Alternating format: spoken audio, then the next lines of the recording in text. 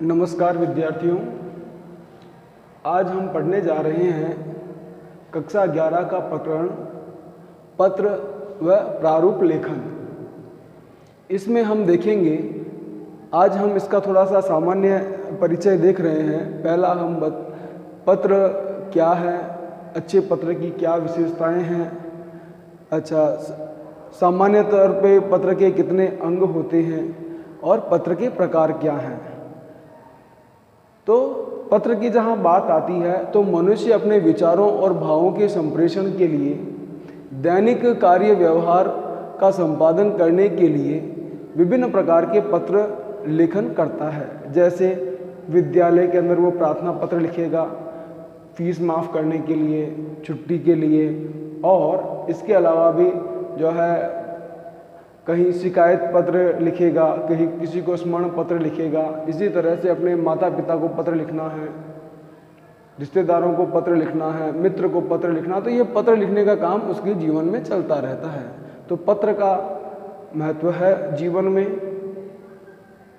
वर्तमान में जो आपके संचार युग की क्रांति के कारण मोबाइल, इंटरनेट, ये सब सुविधा हो गई है, लेकिन फिर भी आज क्या है, आज भी पत्रों का महत्व बना हुआ है। इसलिए पत्र क्या है, पत्र लिखना कैसे चाहिए, उसके बारे में हम आज डिस्कस कर रहे हैं। अच्छे पत्र की क्या विशेषता होती है? पहली विशेषता है कि वो पत्र सरल होना चाहिए, संक्षिप्त होना चाहिए, क्रमबद्धता होनी चाहिए, प्रभावपूर्ण इफेक्टिव शैली में, है ना, प्रभावपूर्ण तरीके से लिखा जाए। और कुछ जैसे आपके एग्जाम में गोपनीयता का ध्यान रखना चाहिए। जैसे आपका नाम ना हो, वहाँ पे आप क ख ग अ ब स लिखें, है ना।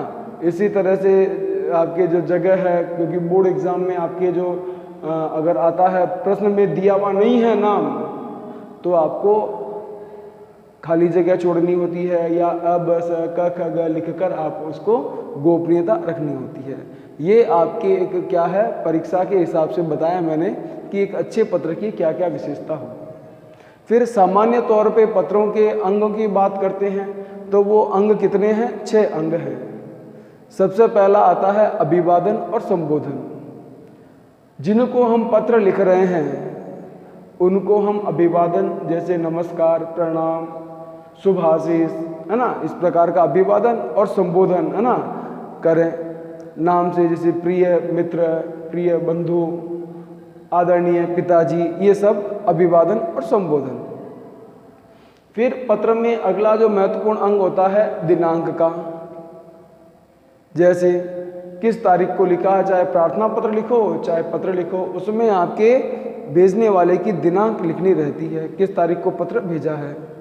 फिर पत्र की विषय वस्तु क्या है, किस टॉपिक पे लिखना है, उसके बारे में ध्यान रखना होता है।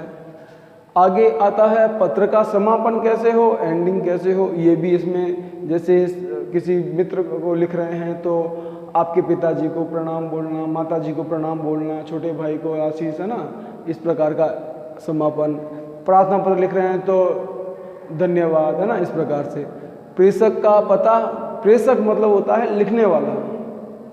संबंधी को लिखें तो पहले बाईं ओर लिखते हैं, और अगर कार्यालय पत्र है तो प्रेषक, प्रेषिती, है ना, तो वो इसमें लिखना रहता है कहाँ से पत्र भेज रहे हैं। फिर पत्र प्राप्तकर्ता का पता, अगर आप लिफाफा भेज रहे हैं, अंतर्देशीय पत्र भेज रहे हैं, तो उसके ऊपर पिन कोड नंबर, नाम, पता, एड्रेस सब लिखना होता है, तो ये प्राप्तकर्ता का पता। इस प्रकार से सामान्य तौर से पत्र के 6 अंग होते हैं, ठीक है। और अब हम आगे देखते हैं पत्र के प्रकार। पत्र मुख्यतः 2 प्रकार के होते हैं, औपचारिक पत्र और दूसरा अनौपचारिक पत्र। औपचारिक पत्र से मतलब ये है कि वे पत्र जिनमें औपचारिकता रहती है, जैसे आपके प्रार्थना पत्र हैं, जैसे आपके कार्यालय पत्र हैं, इन सब में औपचारिकताओं का जो है ध्यान रखा जाता है, पद गरिमा का ध्यान रखा जाता है, वो कहलाते हैं औपचारिक पत्र। और जो अपने रिश्तेदारों को लिखे जाते हैं, अपने संबंधियों को लिखे जाते हैं, वो अनौपचारिक पत्र कहलाते हैं। तो हमारे सिलेबस में जो है व्यावसायिक पत्र नहीं है, प्रार्थना पत्र नहीं है, और रिश्तेदारों से संबंधित पत्र, अभिनंदन पत्र वो भी नहीं है। हमारे पत्र है कार्यालय पत्र। कार्यालय पत्र के बारे में हम जो है अगली कक्षा में देखेंगे। धन्यवाद।